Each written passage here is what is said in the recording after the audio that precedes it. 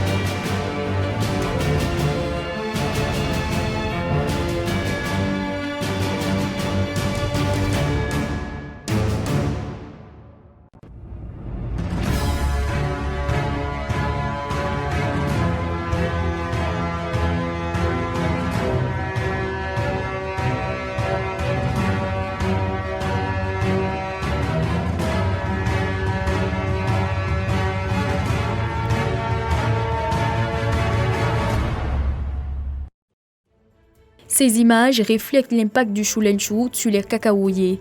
Le chou and shoot est la maladie du cacao.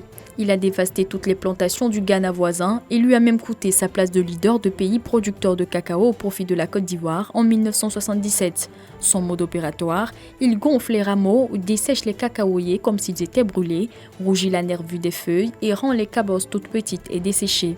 La pathologie était déjà présente sur le territoire ivoirien en 1943. En son temps, les souches virales n'étaient pas agressives et donc elles ont été contenues. Depuis les années 2000, la maladie connaît une recrudescence dans toutes les zones de production du pays. À Boisflé, capitale de la région de la Maraoué, Germain a vu sa plantation ravagée par cette pathologie végétale. Tout a commencé en 2002.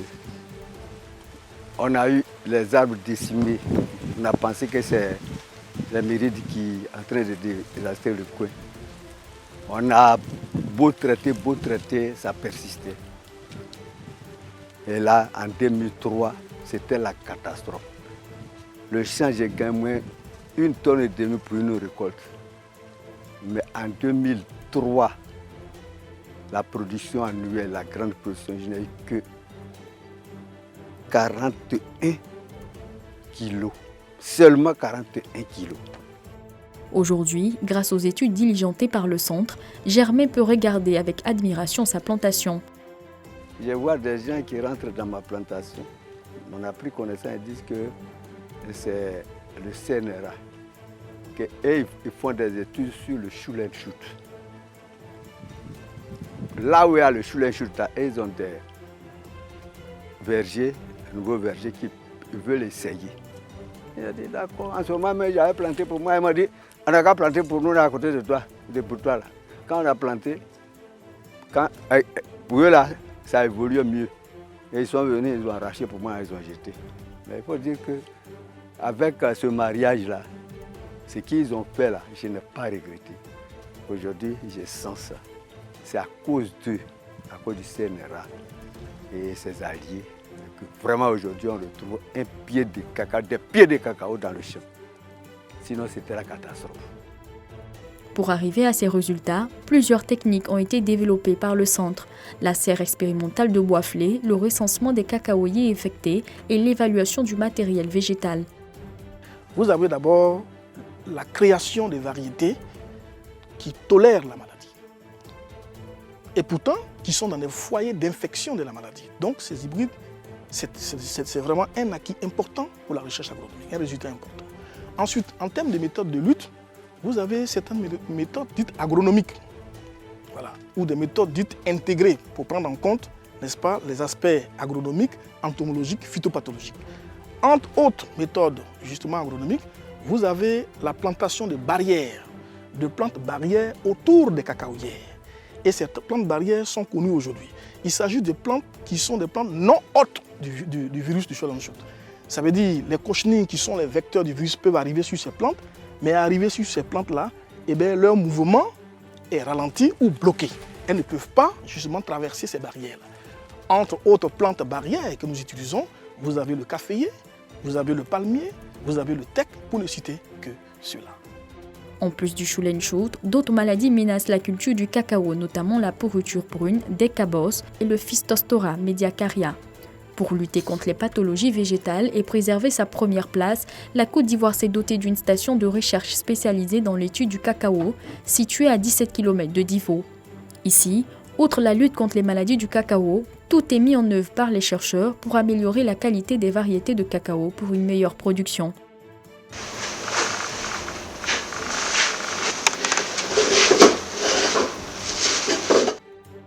Dans cette station, les champs sémenciers représentent l'épine dorsale des recherches sur le cacao. Le nouveau mode de conditionnement du cacao trouvé par les chercheurs a vu le jour dans ce lieu. Il s'agit des fèves enrobées. Le processus de production débute par la pollinisation. Entendez la technique de croisement manuel de différentes espèces de cacao pour une meilleure production à grande échelle.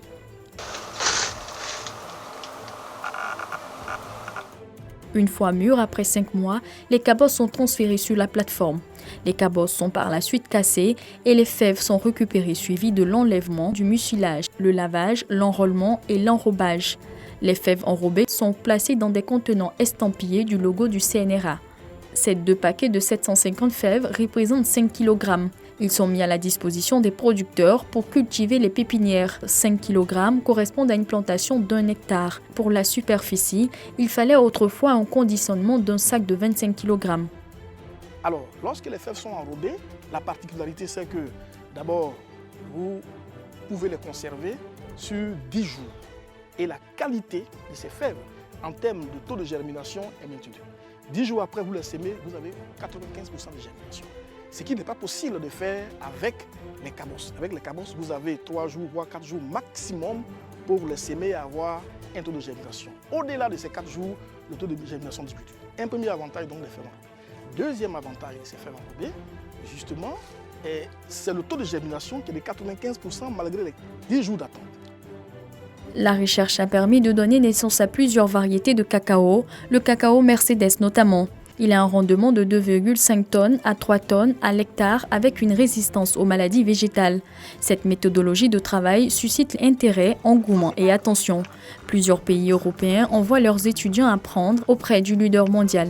Je suis venue avec plusieurs collègues qui font la navette entre les Pays-Bas et la Côte d'Ivoire, qui viennent plus souvent chaque 2 mois. Donc ils sont là pour 2 mois, ils repartent et ils reviennent. On a appris les maladies, comment reconnaître qu'une cabosse elle est saine ou pas, quand elle est mûre ou pas, quand elle est cabossée et tout ça. Vraiment, on a appris beaucoup de choses. En dépit des résultats obtenus par les chercheurs, la station de Divo connaît des difficultés. Voirie impraticable, laboratoire vieillissant, équipement obsolète, vétusté des salles. Les besoins sont énormes. C'est vrai que nous ne pouvons pas dire qu'il n'y a pas eu de moyens que le gouvernement, l'État a mis à disposition du CNRA. S'il n'y avait pas eu de moyens, on n'aurait même pas eu ces acquis. Mais nous pensons que ces moyens méritent d'être accrus. Regardons par exemple l'axe qui mène de la ville de Divo à la station. C'est une piste qui est difficile à pratiquer. Il arrive en temps de pluie que nous ne pouvons même pas arriver sur la station simplement parce que les véhicules vont s'embourber. Nous pensons qu'il y a quelque chose à faire à ce niveau. Les laboratoires ont besoin d'être réhabilités, même mieux, d'être reconstruits. Parce que ce sont des laboratoires qui datent vraiment de plus de 20 ans en arrière. Malgré ces quelques difficultés, la station de Divo travaille sans cesse pour garantir les 2 millions de tonnes de cacao annuelles produites par la Côte d'Ivoire. Le CNRA ne se concentre pas uniquement sur le cacao. Bouaké, la capitale du Béquet, abrite une station de culture vivrière. Au royaume des cultures vivrières, dont font partie les plantes à racines et les tubercules, 100 hectares sont réservés aux activités de recherche et de valorisation des cultures. Ici, le manioc et l'igname règnent en maître en cette période d'harmattan et de poussière. L'igname, première culture vivrière brute de Côte d'Ivoire, est très suivie par les chercheurs. La station dispose d'une collection de 450 accessions d'igname. Mais l'une des fiertés des chercheurs pour améliorer les rendements est la technique de production de semences par bouturage de tiges aériennes. Cette méthode culturelle consiste à produire des semences en utilisant la tige de l'igname. Alors, comme on le sait de façon traditionnelle, pour cultiver l'igname, on utilise toujours des fragments de tubercules. On prend un tubercule qu'on fragmente en morceaux d'environ de 300, souvent même à 300 à 500 grammes. Il y en a même qui vont jusqu'à 1 kg de semences. C'est ça qu'on utilise pour mettre en place les nouvelles parcelles. Alors, ce procédé-là freine un peu la multiplication de l'igname. Parce que quand on a un champ, quand on récolte, on utilise près de la moitié, 30 à 50% des tubercules seront réutilisés pour faire le nouveau champ. Alors on a pensé à une nouvelle technique, c'est est-ce qu'on ne peut pas produire les semences en utilisant la tige de l'igname?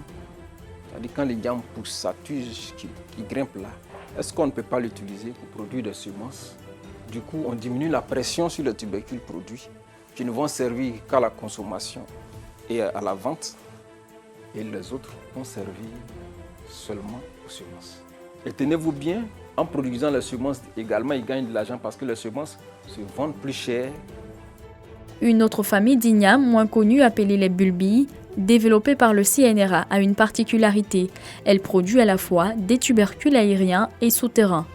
Et ces bulbilles-là, c'est de l'igname. C'est de l'igname qu'on peut bien consommer. En frites, en bouillie, en foutou. C'est également de la très bonne semence qui peut être utilisée pour multiplier cette espèce-là. Cette famille d'igname est plus cultivée dans la zone est de la Côte d'Ivoire, à Agnibi-Lekro et à Bengoro. Quant au manioc, il est produit un peu partout en Côte d'Ivoire. Il est la deuxième culture vivrière brute ivoirienne avec une production annuelle estimée à 5 millions de tonnes. Dans cette station, le manioc fait l'objet d'une attention particulière. La chair assez sèche, très peu d'eau, bien blanche. Et il n'y a pas de fibres. C'est à partir de cette collection de manioc que nous prenons là-dedans des variétés pour créer de nouvelles variétés. De nouvelles variétés qui répondent aux critères de rendement élevé, de tolérance aux maladies et ravageurs, de taux de matière sèche élevé. Et ce sont des variétés en principe, une fois créées, doivent pouvoir répondre aux exigences des transformateurs et des consommateurs. Lutte contre les maladies du manioc telles que la mosaïque, développement de techniques culturelles, conservation et création de variétés de manioc, autant d'activités menées par les chercheurs pour répondre aux urgences des consommateurs avant diffusion. Plusieurs variétés ont vu le jour, le Boku 1 jusqu'au Boku 8. Des variétés de manioc qui rivalisent avec le Yassé, l'une des variétés les plus prisées en Côte d'Ivoire et dans la sous-région. Le Boku est tolérant aux maladies ravageurs, résistant à certains virus végétaux et a un taux de rendement moyen de 40 tonnes à l'hectare. Cette variété peut se prêter à plusieurs utilisations et surtout avec des potentialités de transformation industrielle comme l'amidon.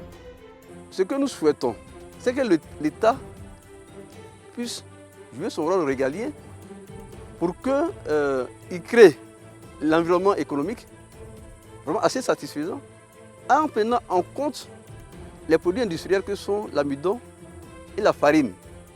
Je vous assure qu'à partir de l'amidon seul du manioc, qui est de qualité, on peut avoir plus de 300 produits industriels. À partir de la farine qui est de qualité, on peut incorporer la farine d'igname, de manioc, de la farine de blé, à hauteur de 15% pour produire du pain de qualité, assez digeste. Plus économique que le pain fait à partir de 100% de blé. Pour également densifier les productions agricoles, le CNRA a mis au point une méthode de production de semences de manioc baptisée technique de récépage.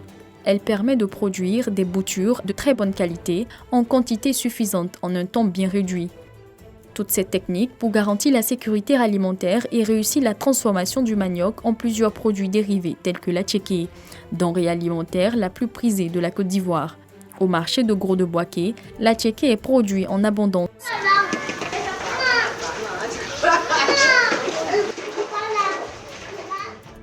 Cette coopérative fait partie de la plateforme de diffusion des nouvelles variétés de manioc. Son étroite collaboration avec le CNRA lui permet de se développer.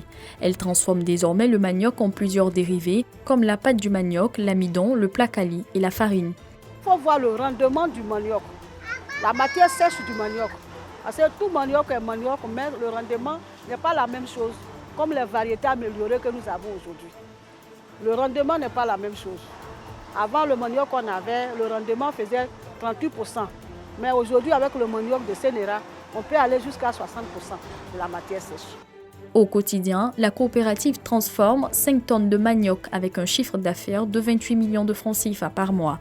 Il existe une autre station du CNRA à l'entrée de Boaké, située au cœur du massif forestier. La station piscicole du CNRA est dotée de 82 étangs. 52 sont en activité. Ici, la recherche porte sur les tilapias et les silures. Les chercheurs nutritionnistes ont développé une nouvelle technique d'alimentation des poissons.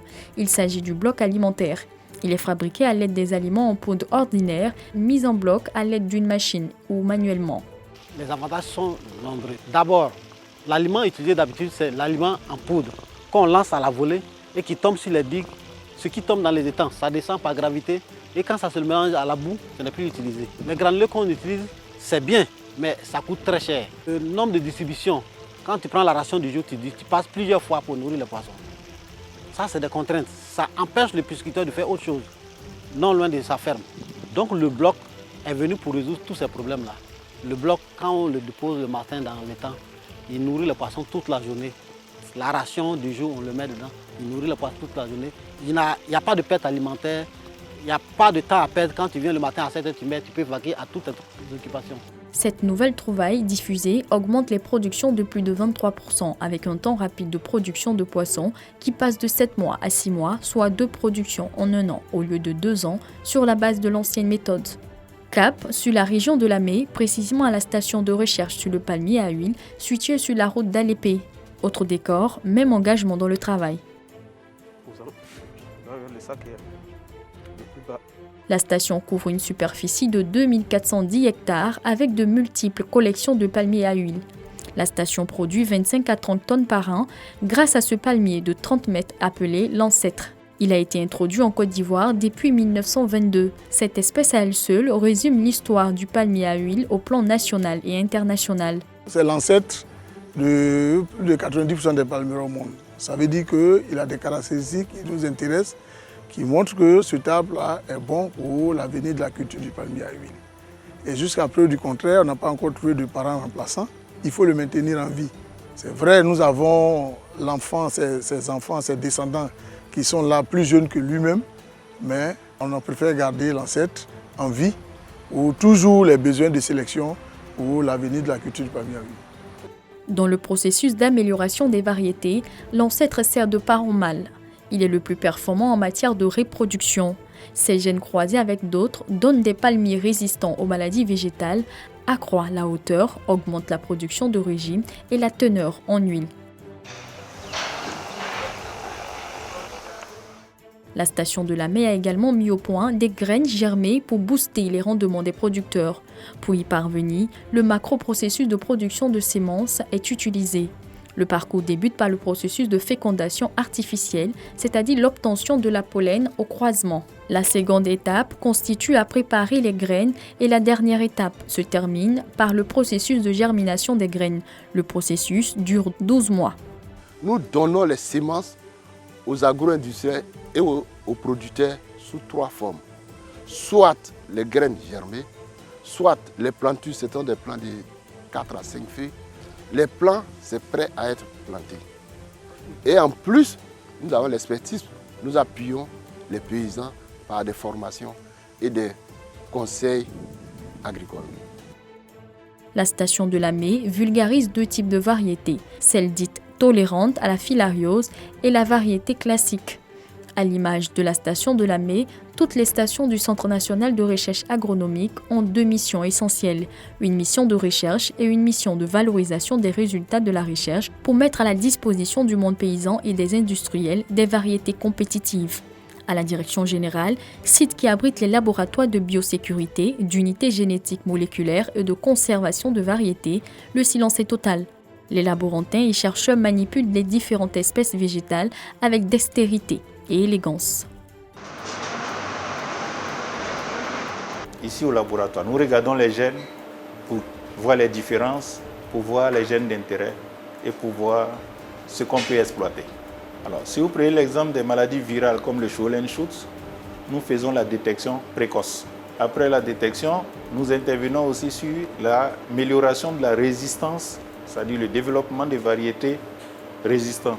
Les résultats semblent probants pour répondre aux défis de l'agriculture durable et intelligente afin d'assurer la sécurité alimentaire. Cependant, un autre défi se dresse sur le chemin du CNRA, celui des infrastructures et de l'équipement des 23 stations de recherche et de valorisation des résultats de recherche. Dans ce cadre-là, l'État a prévu près de 23 milliards de francs CFA. Nous appelons de tous nos voeux. Nous essayons de faire ce qu'il faut pour que ces fonds-là soient mis effectivement à notre disposition pour permettre de réhabiliter toutes les structures, pour rééquiper les laboratoires, pour recruter encore davantage de chercheurs parce qu'il nous faut près de 200 chercheurs pour pouvoir permettre de continuer de travailler. Aujourd'hui, on n'a que 121. L'État de Côte d'Ivoire a diligenté une deuxième étude sur la faisabilité du CNRA nouveau. Ce CNRA aura pour principale activité la recherche. À côté, d'autres filiales vont s'occuper de la partie production. En attendant, le financement s'impose pour donner un souffle nouveau au Centre national de recherche agronomique qui se veut un outil au service de l'agriculture et de l'économie nationale. La surveillance est également renforcée dans la lutte contre les virus végétaux. Au pôle scientifique et d'innovation de l'Université Félix Houphouët-Boigny, cet autre combat est en train d'être gagné pour la sécurité alimentaire. Au sein du programme WAVE, West African Virus Epidemiology, la recherche sur les virus végétaux, notamment celui sur le manioc, est en marche.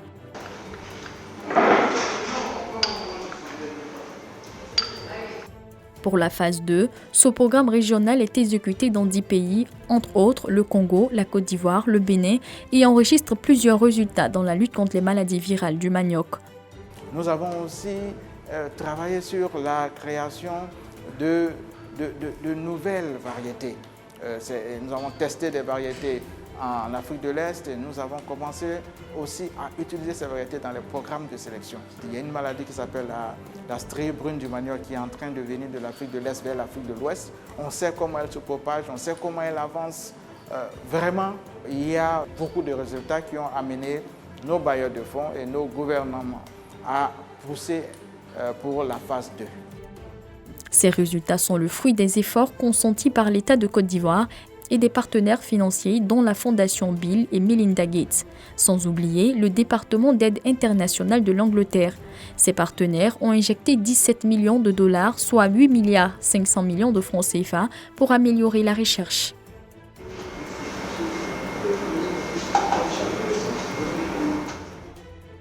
Ici, les équipements des laboratoires peuvent rivaliser avec ce qui se fait de mieux dans ce domaine.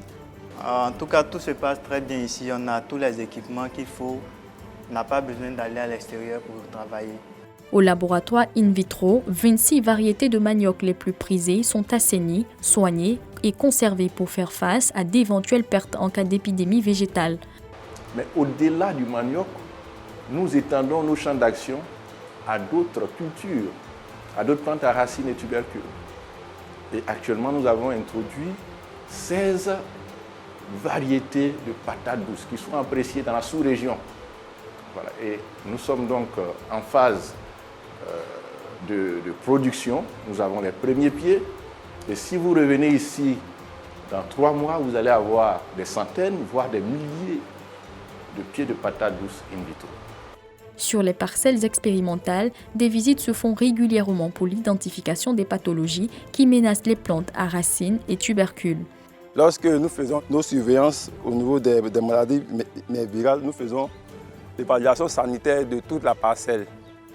Et nous recherchons tout type de symptômes au niveau des feuilles, donc les mosaïques, les filiformes, les déformations. Cependant, il existe aussi certaines maladies qui ne sont pas bactériennes, comme la cercose. Ici, par exemple, nous voyons et la mosaïque et la cercose. La cercose, c'est une forme de brûlure de la feuille. Le programme WAVE et le CNRA travaillent en étroite collaboration pour assurer une production en qualité et en quantité des plantes à racines et tubercules. Dans le même pôle scientifique, le Centre national de calcul avec son supercalculateur aide de plus en plus les chercheurs. Cette super machine a une puissance de 322 teraflops, autrement dit capable de faire 322 000 milliards de calculs en une seconde, avec une capacité de stockage de 10 millions de gigas composée de 288 nœuds de calcul accompagnés de serveurs de logins. Ces serveurs permettent aux utilisateurs en local et à l'extérieur de se connecter à la machine. Le supercalculateur a une valeur estimée à plus de 6 milliards de francs CFA. Dr Guessambi, enseignant-chercheur étant régulier au Centre national de calcul. Mon champ de recherche, c'est la télédétection et le climat. Voilà, il faut dire qu'avec l'avènement du big data, du data science, nous avons vraiment une quantité assez énorme de données, voilà, que nous pouvons utiliser en termes de données d'apprentissage pour affiner nos résultats. Voilà, avec nos machines traditionnelles, c'est un peu plus lent. Voilà, bon, avec l'avènement du calculateur, voilà, nous arrivons quand même à aller plus rapidement. Les calculs que nous faisons souvent les calculs à l'échelle de l'Afrique de l'Ouest, souvent toute l'Afrique. Il faut vraiment un super calculateur, voilà, pour prendre toute cette quantité de données et les traiter en un temps record. Voilà, donc c'est un peu cette bouffée d'oxygène là que le calculateur amène dans nos recherches. Comme Dr Guessambi, à 160 km d'Abidjan à proximité de la ville de Tahabo, dans une réserve de 2700 hectares, la station géophysique de Lamto, centre de recherche en climatologie et systémologie, se sert également du supercalculateur. Dans le cas de la modélisation climatique, on a besoin de supercalculateurs parce qu'on fait des calculs qui sont énormes. Je prends un exemple simple pour le commun des mortels. Si on veut modéliser par exemple l'état de l'atmosphère sur 20 ans, en Afrique de l'Ouest, nous allons prendre par exemple ce qu'on appelle un domaine modélisé qui fait une longueur de 3000 km, une largeur de 3000 km, sur une épaisseur qui fait environ 20 km. Donc chaque 20 km, on fait des calculs. Alors imaginez-vous, horizontalement, ça nous fait 150 points de grille en longueur et 150 points de grille en largeur, plus environ 60 points de grille en épaisseur. Ça nous fait en tout environ 1 350 000 points de grille. Alors imaginez-vous que vous vouliez calculer en chacun de ces points de grille sur 20 ans, de façon horaire, 20 données climatiques, telles que la température de l'air, l'humidité de l'air, les hauteurs de pluie, etc., etc. Mais ça vous envoie à environ 5 000 milliards de valeurs et de paramètres climatiques à calculer. Alors du coup, vous voyez, non seulement il vous faut une mémoire suffisamment costaud pour pouvoir mettre toutes ces données-là, pour stocker toutes ces données, mais également, il faut une machine qui est très rapide pour pouvoir faire les calculs. C'est en ce moment qu'on a besoin du supercalculateur. Je vous signale qu'avant, par exemple, nous, on avait un serveur vraiment rikiki, mais pour faire ne serait-ce qu'un seul mois de simulation, il nous fallait 18 heures. Ce qui veut dire que pour 20 années de simulation, mais il nous fallait 6 mois de calcul. Ce qui nous obligeait à envoyer nos étudiants en France ou en Belgique pour faire les calculs sur les supercalculateurs, enfin les serveurs d'envergure qu'ils avaient. Aujourd'hui, avec les supercalculateurs, au lieu de faire 18 heures de calcul pour un mois de simulation, on fera à peine 15 à 30 minutes. Est-ce que vous voyez le gain de temps? De 18 heures, on va tomber à une trentaine de minutes. Donc le supercalculateur est important pour nous, non seulement pour la rapidité du calcul, mais également pour la capacité de stockage des données. Des calculs qui permettent d'avoir des informations sur les mouvements du sol, tremblements de terre ou séismes, et sur l'étude des changements climatiques pour prévenir les catastrophes naturelles. Retour au pôle scientifique. Des dispositions sont prises pour garantir l'efficacité de la machine. Après 2 ans de fonctionnement, le supercalculateur va bientôt bénéficier de l'installation d'une centrale solaire sur ce site. Elle va s'étendre sur un terrain de 2000 m² avec une puissance de 180 kW pour une production de 240 MWh chaque année. Durée de vie, 30 à 40 ans et financée par l'État français à hauteur de 380 millions de francs CFA. Cette installation va permettre des économies sur la facture d'énergie. Mais le supercalculateur ne fonctionnera pas en autarcie. Il reste raccordé au réseau de la CIE, simplement en cas de coupure ou en cas d'instabilité du réseau. Au lieu de faire appel au groupe électrogène, le supercalculateur pourra utiliser l'énergie solaire puisque celle-ci sera également stockée dans des batteries. Donc on aura 500 kWh de batterie disponible sur site pour fournir l'électricité nécessaire en cas de coupure ou d'instabilité du réseau. Le supercalculateur devient de plus en plus incontournable dans le monde de la recherche. Cette recherche commence également à occuper une place de choix dans la politique de l'État de Côte d'Ivoire. De 2% en 2016, les allocations pour la recherche dans le budget du ministère de l'Enseignement supérieur de la recherche scientifique sont passées à 7% en 2019. Nous sommes maintenant avec le directeur général de la recherche et de l'innovation, Madame Zengbe Akré. Madame, là nous venons de voir les acquis avec la joie des populations, mais surtout la joie des chercheurs. Combien a été investi au total dans ces laboratoires et autres instituts? En termes d'investissement, il y a eu une évolution sensible. En 2017, on est passé à 4 milliards de francs CFA d'investissement. En 2018, c'était autour de 5 milliards. En 2019, 6 milliards de francs CFA d'investissement. Et le besoin d'investissement pour 2020 est de 10 milliards.